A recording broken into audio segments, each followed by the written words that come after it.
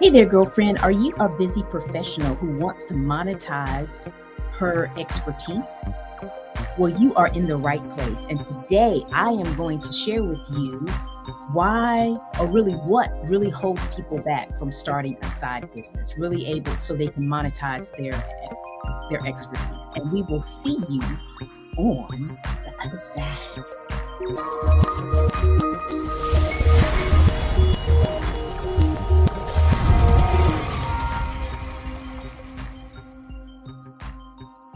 Hey there, my name is Ingafay, and I am a side business strategist. And today I wanted to talk to you about 3 mistakes that typically holds people back from starting their side business. So let's do this, shall we?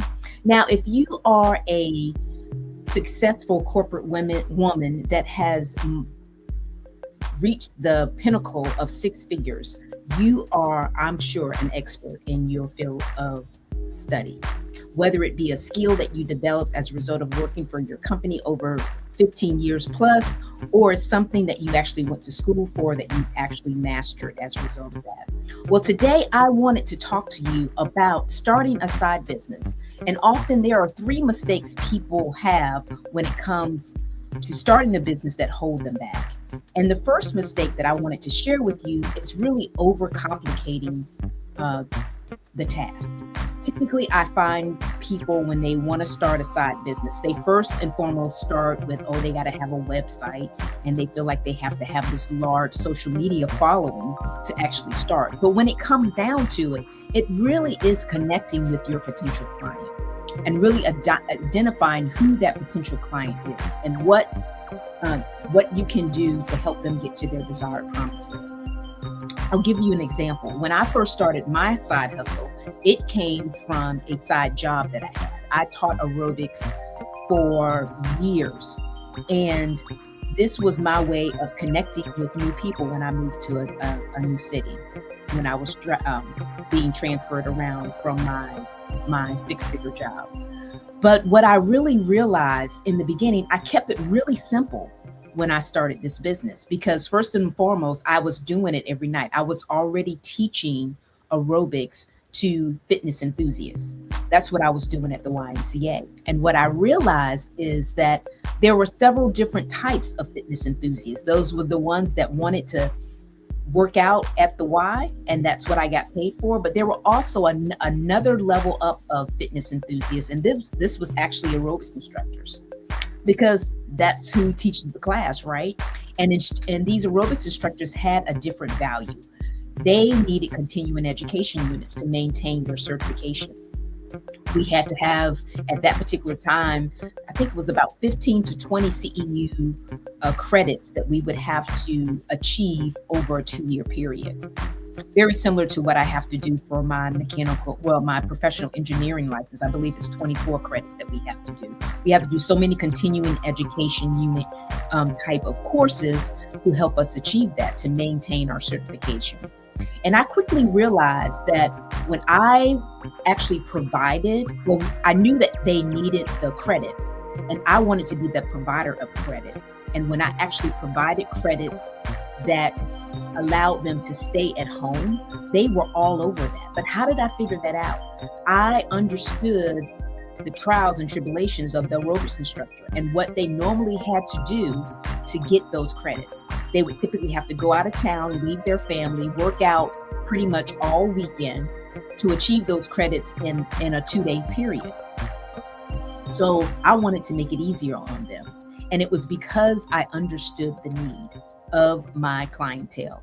And I think this is often something that people, they overlook. They feel like they have to have the website and the social media following and all of that. But at the end of the day, they really have to understand their clients and what the true need is. And that comes from market research. So when I think about things that hold people back from starting their side business, it would be overcomplicating, feeling like they have to have the website, the social media following and all of that. But at the end of the day, they really want to understand their customer. So that would be my first thing that I want to bring up to you all today. The second thing I wanted to share with you is what I also typically see in people starting a new business that are wanting to monetize their expertise is the overthinking element of it. And why do they overthink? Because this is completely something out of their comfort zone. They went to school and to learn a skill that they had mastered. But while they were in school, they weren't taught how to market that skill and what it took to monetize that skill. They have been working in a job where they basically get paid a great salary. They've reached the pinnacle of six figures and they know what it is to do the work, but they don't know how to market what they do and find the people that want what they have. So it becomes a lot of overthinking. And as a result of that, they do things they don't necessarily don't need to do. I'll say that way. So I'm going to give you another story. Now, granted, I had this great success with my aerobics business, kept it really simple, understood my clientele, knew exactly what they wanted and gave it to them, which was choreography, being able to break down that choreography and then being able to give them a workout that, allowed them to raise their heart rate and give them the pleasure of working out, that endorphins high that we get when we work out. So I was able to achieve all three of those things. But when it came to when I first started my coaching business, I don't know, for whatever reason, I kind of threw that out the window. So let me tell you what I did real wrong, even though I knew how to do it better before, is I started my coaching business with a coaching program called Prosperity Sculpt.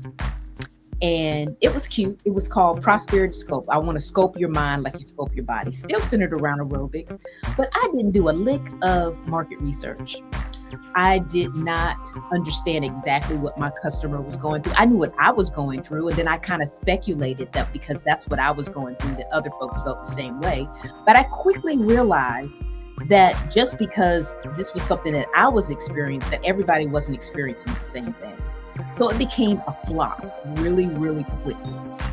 And that is why I understand the power of doing case studies and really having a better sense of what your client needs and getting the feedback from them so that you can create something that really helps them to get to their desired promised land while also using your expertise to do it. So the overthinking, trying to come up with something that you think is absolutely wonderful and not testing it, not taking it out to the market to test, can be something that can quickly cause your side business to not be profitable. So that would be the second mistake that I would hope that you would overcome, is to overcome the overthinking and thinking that your way is the right way without testing it and getting case studies and better understanding of what your clients want and need so that you can feel the need and give them the products that they want. Because at the end of the day, if they don't like it and don't want it, then your thing is going to be a flop. So you really want to identify what they want, what they need, who do you like working with, why do you like working with them, and why would they help you helping them help it grow and expand their business, or grow and expand your business rather. So we talked about the misalignment on trying to overcomplicate things by making you have to have the website and all that to start off. We talked about the overthinking of trying to create something by yourself without getting outside input. The second thing that really the third thing I wanted to talk to you about is the lack of a plan. And having a plan is very, very important, because what it does is it reduces the decision fatigue that can come from having your own business. One of the things that was really important to me was operating in integrity and making sure that I was doing business with people that had that as a core value as well. And when you have core values at the very beginning and you interact with someone that does not have that same core value, it can lead to decision fatigue because you're not sure what to do because you haven't set it in place initially. But if you already have it in place, you can quickly make decisions and not even have to stress yourself about the decision that you made. I can think of a time where a particular person that I was working with integrity wasn't something that they held true to. And they wanted to do some things that was not very integrous. And I'm not going to get into it. But I knew from the jump after that interaction with them that they were not the person that I wanted to continue to do business with. This was a client of mine. So it's imperative for you to have that plan, to have that roadmap of how you're going to build your business, so you don't have to have those overthinking moments or even decision fatigue to decide if you're going to do something. So what I want you to do is to think about what are some of the things that you could do to monetize your expertise. Who would you want to actually work with? What type of service would you want to provide? It doesn't necessarily have to be something that's hourly. It could be something that you could offer in a package. These are the type of things that we're actually going to be discussing in my up and coming webinar called How to Build a Profitable Side Hustle Without Being Salesy and Without Having to Do Small Talk. This is the QR code right here that you can scan to get the information. We'll be meeting on Thursday. So it's just a matter of you registering for the event. And we're going to go through a step-by-step plan where we talk about how to have that focus attraction, to really know exactly who you're looking for, how to create the right offer that your clients are going to want. And last but definitely not least, how to create that client journey that you're assisting people along the way, providing tons of value and not being that overly aggressive salesperson. These are all the things that we're going to share in the webinar. And if you're looking for ways to actually monetize your expertise, girlfriend, this would definitely be something that you want to be a part of. It's a 90-minute webinar that we do on Thursday at 7 p.m. So scan the QR code to get the information. Come and join us to find out more ways that you can monetize your income. Because these days and times, you definitely want to have several sources of income and not to be relying on one source. Because with the job market being the way it is, people losing jobs. I mean, I think there's been like over 277 federal jobs that have been lost over the last year. You want to have a means to be able to support your family, especially if you're making six figures, because six-figure jobs are not easy to come by. And then it also gives you the flexibility to not have to feel like you have to accept a job really quickly because you have bills to pay. You can have more of a way of deciding on what type of job you want because you have money coming in already. So scan the QR code. We would love to have you as a part of the webinar. We'll be going over more things to help you build this side business and do it in a way that allows you not to have to pay family tax or the dumb tax because you just don't know what to do. So share this video with 3 of your girlfriends.